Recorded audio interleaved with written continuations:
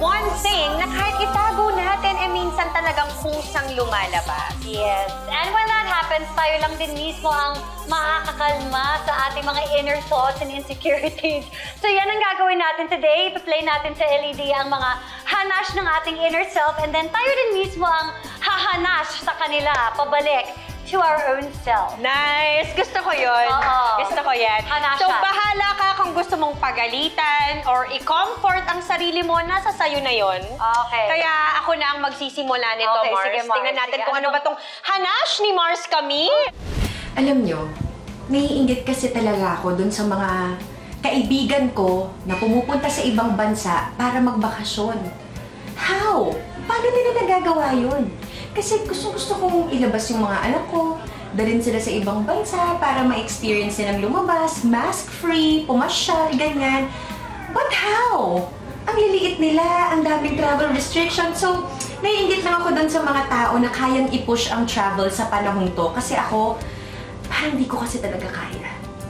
Anong sasabihin mo kay ate girl? Wala kang magagawa. Tanggapin mo na ganyan talaga ang sitwasyon. Huwag kang umarte. Kasi makikita mo sa social media that they get to travel, and kami, we only want to go to Baguio. We were supposed to go to Baguio. And then we found, for VJ's birthday, and then we found out na kailangan iswab lahat, pati yung mga bata. So si VJ go. I'm like, no. Hindi ko ipapaswab yung mga anak ko. At kasi Mars, it's traumatic for them. Yes. Na kailangan mo talagang hawak. It's such a struggle. So, there's a time for everything. Maybe namimiss nating bumiyahe, but at this point, syempre yung safety pa rin ng bawat isa sa pamilya natin, yung pinaka mas mahalaga. More than yung mga hanash na ganyan. Oo. Kaya mo yan. Huwag ka nang umimote dyan kasi. Stay ka lang sa balur. Oo, Huwag ka isipin nga. mo na lang yung pera na yan kasi sa pang-travel para sa bahay niyo. Oo nga, huwag ka nga, no? Dami yung mga May tinatapos ka pa. Dami Oo. mga appliances na bibili. Ay, tama ka dyan, Mars. Pars JC, ano bang hanash mo? Ano ba yung kay JT? Ano ba yan? Ano ba yan? Alam mo, minsan naisip ko na sana nag-focus ka ng mabuti sa pagpapractice mo sa basketball, na binigay mo talaga yung 100% time mo para ma-achieve mo yung goal mo. Hindi sana ngayon na-try mo maglaro sa PBA or nakapaglaro ka na matagal sa NCAA. Sayang talaga. Sana ginawa ko yung best ko noon. Naramdam ko yung panginginayang yung nag-boss muna, tapos sayang talaga. So, anong masasabi mo sa sarili mo? Alam mo, JC, dapat i-let go mo na yan. Kasi I'm sure nung mga time na yun, ginagawa mo naman yung best mo dun sa practice na yun. Siguro hindi lang talaga yun yung way na pupuntahan mo, yung destiny mo. Since yun yung first love ko kasi before is to play basketball. Maganda naman yung napuntahan ko kasi after that, nag-survivor na ako. Ayun. So, okay naman. Kaya huwag ka nang umarte dyan. Okay naman yung napuntahan mo. Kaya nga, no regret. Eto na, pakinggan naman natin ang mga hanash ni Mars Iya. Minsan talaga naiinggit ako kapag nakikita ko yung mga ibang tao na bumabiyahe, nasa mga ibang bansa sila, na walang mga mask, tapos sobrang happy sila, yung mga bata nasa labas, samantala, eto kami.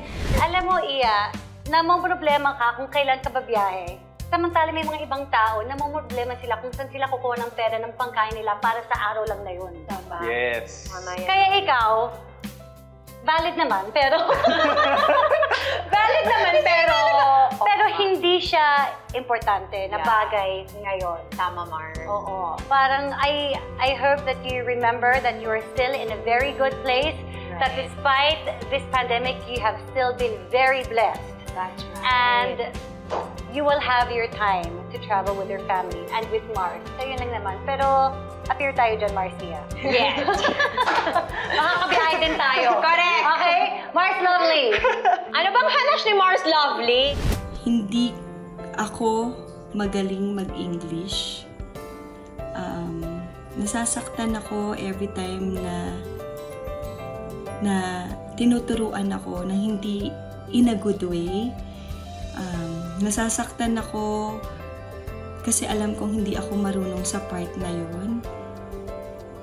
And masakit yun sa akin kasi every time na na pinagtatawanan ako, nasasaktan talaga ako. Siyempre, bilang komedyante, hindi ko na lang pinapakita sa kanila. Siguro nung panahon na pinag-aaral ako ng mga magulang ko, hindi ako nag-aral mabuti. Hindi naman po. Isa akong breadwinner at hindi ako nakapag-college. I'm trying my best, but I think my best wasn't good enough. So, yun yung pinaka sasaktan ako for myself. Gusto ko matutunan, gusto ko mapag-aralan, at alam kong hindi pa huli ang lahat. Yun lang. Alam mo, Mars Lovely, wala ka nang magagawa tsaka hindi naman yan ang unang lingwahe sa Pilipinas. Tama! Tagalog! Tama! Pag nag-online selling, ang inaano ko, mga Inglesera, minsan nahihirapan ako. Sinasabi ko, please out in my life. Sabi ko talaga. Kasi, alam mo, Stop viewing! actually, Mars, ang ikinaganda, meron daw silang Alexa. I have Alexa here. I'll ask and ganyan. Ay, sabi mo na si Alexa mo kaysa nahihirapan ako sa'yo. Taray. So si Alexa ang magta-translate para sa kanila. Yes! Actually, Mars, walang biro talaga. Mukha lang talaga comedy. Mars, ano ba? Afford mo nang magdalawang Alexa sa bahay? Oo, kahit 10 pa Kahit yan. 10 Lahat pa, nila sabay-sabay oo. i-translate in different languages. Oh, I need this in checks list of it. Actually, Mars, kaya ako pinaaral sa magandang school yung anak ko. Kasi gusto ko, siya yung nagko-correct sa akin in a good way. Kasi minsan kasi, yung pinagtatawanan ka, ano ganyan yan, pero parang hindi nila na-offend pala ako. Yung way nila of pag-correct, Oo. nakaka-okay. Kaya yung mga kaibigan ko, Mars, sinasabi ko talaga sa kanila. Kaya pansinin mo, pag nagsasalita ka, nakikinig lang ako. Siyempre, bilang CEO, may nakakausap ako na ibang gustong mag-invest sa company. Mag-aaral na ako. Like, meron na ako mga one-on-one English class, ganyan. Naiyak talaga ako. So, nakikinig ako kasi sobrang ang daming ganun pala talaga, kailangan nating matuto or hindi dapat natatapos yung pag-aaral. Hindi basihan ng pag-i-English para ipakita ang runong ng isang tao. Absolutely. Dahil ang mga na-achieve mo, hindi basta-basta. At tingin ko, hindi mo ma-achieve yun kung diretso ka nag-English dahil ang daming ma-intimidate. Kung anong intimidation na nafe-feel mo, that's how other people will feel. At sa tingin mo, Tingnan mo, hindi na mapagandaan mo naman sila. kita naintindihan.